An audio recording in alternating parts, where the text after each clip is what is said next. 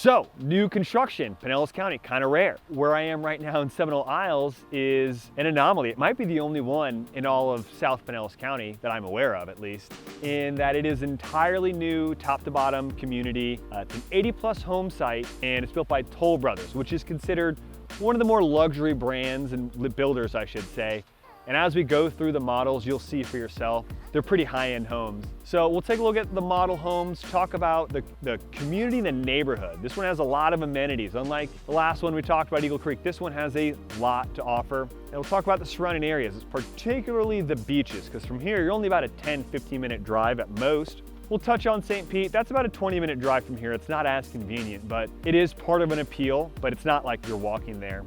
And then, of course, we're gonna talk briefly about the golf in the area. You're in luck. There are some good options right around here. So without further ado, let's go check out the model.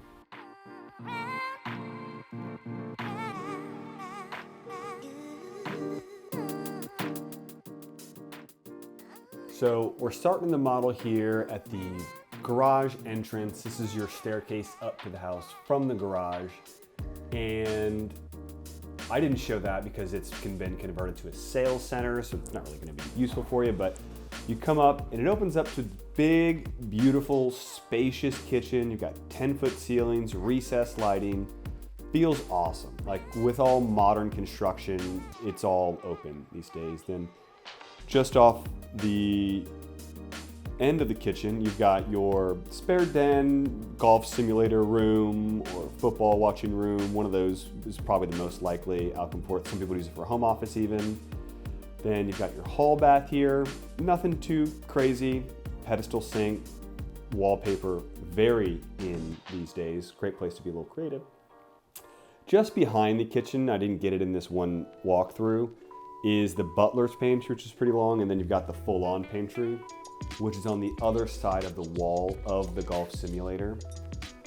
Both second and first floor have outdoor areas that overlook the bayou and the amenities. So you make it up to the second floor, you get to your landing, you've got another den area, potential golf simulator room right when you get in. You head towards the master. All the masters on this row will be towards facing the bayou. They all have the view over here, so this is the master. Go take a look. Wow, that's pretty cool because there's the huge bayou just beyond there. Got your large master with your closets, beautiful, spacious, huge. There's your water closet. One thing I want to mention is that these floor plans have a 2-bed option where both upstairs bedrooms are master suites. And they've also got the 3-bedroom option where instead of that 1 bedroom being huge with its own dedicated bathroom, you can actually get the wall partition in there and it'll be 2 bedrooms and a smaller hall bath. Make our way back towards that so you can see what I mean, past the golf simulator, and then you've got your laundry room right here, pretty spacious. So this is the model with the second master upstairs. I did a tour of the other model house where it's got the 2 guest bedrooms and the hall bath. So I'll put that at the end so we can jump into the next segment, but wanted to showcase what this model looks like and yeah, finish up in the golf simulator. So there's your model. All right, so there's the model. Let's talk about the neighborhood a little bit. So probably, well, arguably one of the biggest draws aside from location to Seminole Isles is the bayou area and the fact that it's right in the water. A lot of the homes have either a view of the bayou or at the very worst, you can walk right down to the water, check out the fire pit area, and, host events out there. It's pretty cool to have that.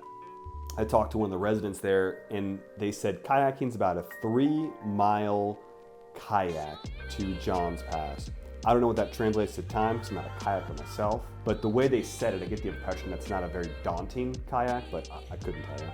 I mentioned the walking trails. There's always people walking on them, God bless them. It was 90+ degrees, near 100% humidity, and there was still some people just getting their steps in the middle of the day when I was shooting. Don't know how they did it. So Seminole Isles is also a gated community, but it's not like there's a security guard there 24/7. It's one of those virtual security guards where you put in your license, you press the button, you tell them where you're going, then they send you through. Kind of a pain in the butt, but it's fine. It serves its purpose. But it's also an established community where there are some other townhomes and condos in there. However, Toll Brothers has the entire back end that butts up against the bayou. So that's all brand new. Those are all either built or being built as we speak. Then if you're in one of the new Toll Brothers townhomes, you still get access to the clubhouse and amenities. So they have the heated pool, which was beautiful. Take a look yourself. You've got tennis courts, and I appreciate people who stay with the time because you can see in this little video here, they've added the tape you need for pickleball. So that way, if you want to go play pickleball, which is all the rage these days, that's an option. There is a clubhouse. I went inside it. There was a bunch of established, mature women, we'll say, playing some kind of card game, and I didn't want to get them on camera and disrupt them, but there's basically a huge dining hall area, and then there is the gym, which is, it's fine. It's your standard gym. It's not going to knock your socks off. But yeah, so that's a community. It's cool. Has a lot more bang for your buck than many others, but the next section we're going to cover the really big attraction of why these homes are so sought after in this part of town.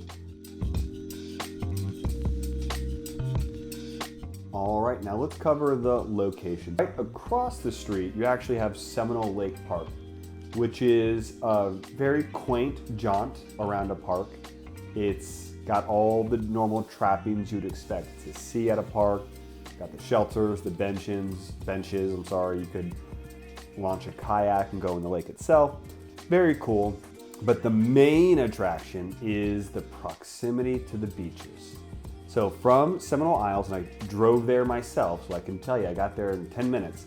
It takes about 10 minutes to get to Madeira Beach, or as some signs call it, Mad Beach, because I guess we're trying to be a little edgy in this beachside town. I thought that was kind of cute. I just like to imagine some city council workers going, how do we reach the kids? I know. What's that Kendrick album? We're gonna call it Mad Beach. Anyway, Madeira Beach, like I said, 10-minute drive. It's beautiful. Just north of it, you have Redington. Just south, you have Treasure Island. This is the stretch of beach that is not the tourist attraction that you'll see if you go up to Clearwater Beach, for instance. Clearwater Beach is the biggest beach. It's the world famous one. It is beautiful, but you're competing with tourists for beach space, beach real estate, essentially. Whereas down here, it's more locals. I will say, parking can be kind of a pain in the butt. Sometimes it's not, but sometimes you're just, where the heck do I park? It can be annoying. But if you can look past that, it's much more quieter, as you can see in these clips I got. This was on a random Wednesday, I think. It was on a random Wednesday. So it's not packed, but as you can see, it's not going to be overwhelming. It's not going to be flooded with people. You're going to be able to find a space to, stretch out, space out, yada, yada, yada, all that jazz. So that's your proximity. One thing I wanted to touch on for those who maybe not be aware, when you're talking about beaches along Pinellas County, it's not as if there is a bunch of different little beaches with any sort of clear delineations. It's really just one long stretch of beach that gets different names in different parts so people know where you are on that beach. Kind of like how there's County Road 1 turns into Keene, which turns into Starkey. That's the same way with the beaches. It's Clearwater Beach, and then it's Bel Air Beach, and then it goes all the way down to Tierra Verde. It's just one long stretch of beach. So let's say you want to look in somewhere else in the area, you want to know where your nearest beach is, look for the nearest bridge to the barrier island. That's going to be how far you are from the nearest beach. And of course you have downtown St. Pete, which is the big draw. I would say the difference between downtown St. Pete and Tampa is that downtown St. Pete is a little more laid back. It's like if Margaritaville did Manhattan. It's much more approachable, come as you are kind of vibe, a little hippie-ish. Whereas Tampa is more the high-end, wear your sports coat out and your wingtips for a nice steak dinner and rub elbows with people making, buying seafood towers, we'll say. That's more of the Tampa scene. St. Pete's more laid back and approachable. You're about 20 minutes away, which isn't ideal, but it's not prohibitive either. The reason even though it's on the map, looks close, the reason this location, the one thing I have against it, is the fact that you are a full 12 minutes to 19, And that's gonna be your quickest way anywhere around the county, north and south. Everything else is gonna be hitting lights every quarter mile or so. It can be frustrating if you don't get a good stretch going. So that's the one thing. You wanna be as close as you can to 19 without being able to hear 19.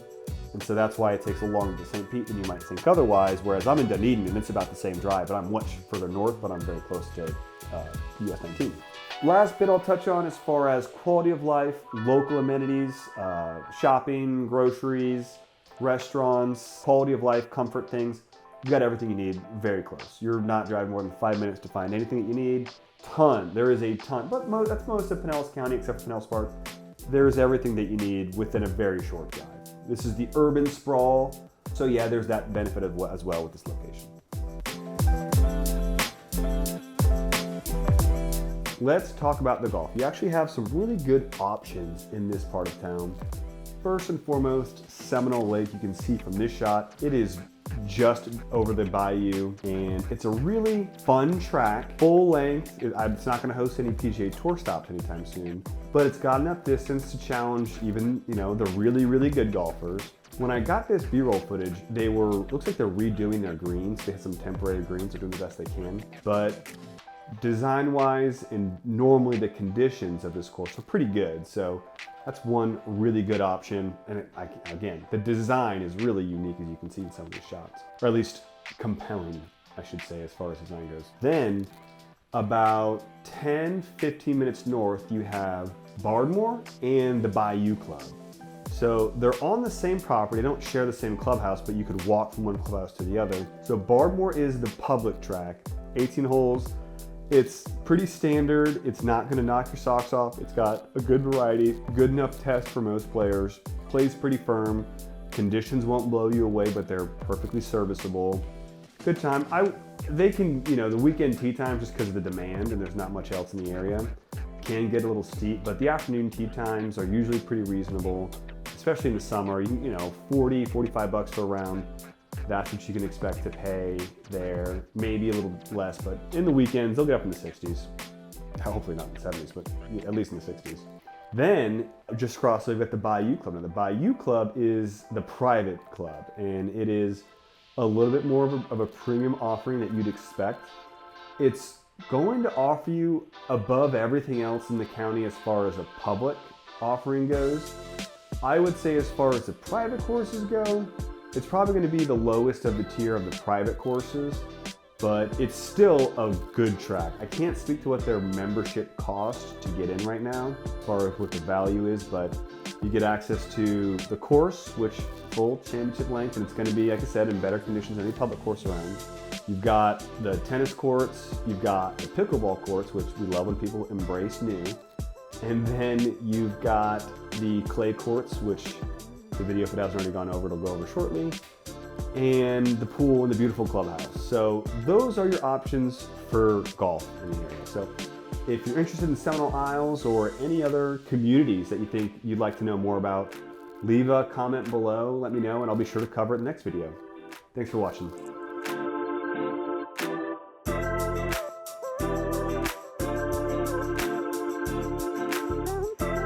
All right, so we went through the first model. Didn't want to put them back to back because I wanted to get through the important parts of the video, but this is the second model.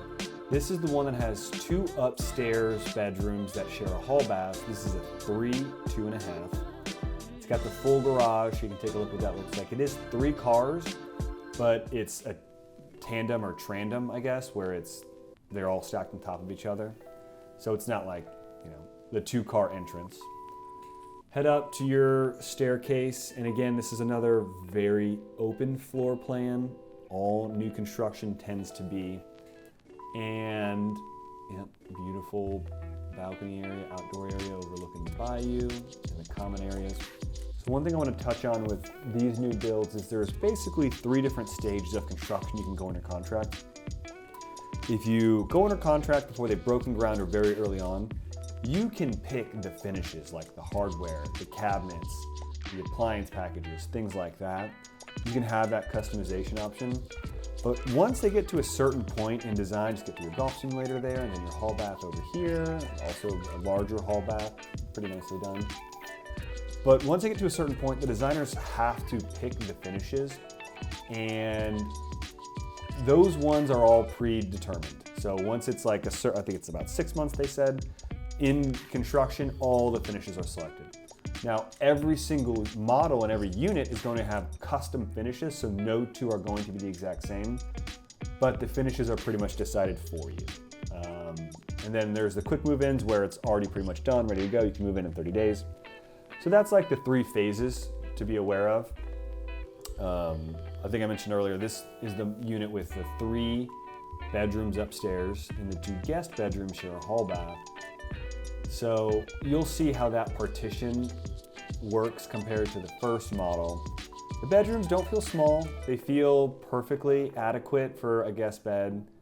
The bathroom is a perfect size. So we'll head on back, take a look at that. Just like the other model, you have your den, golf simulator room to the left, right here, just off the upstairs landing, your laundry room, and then we see our hall bath, which, again, nicely done, pretty spacious. And then guest bedroom 1, and then we'll take a peek into guest bedroom 2. And that is your tour of Seminole Isle.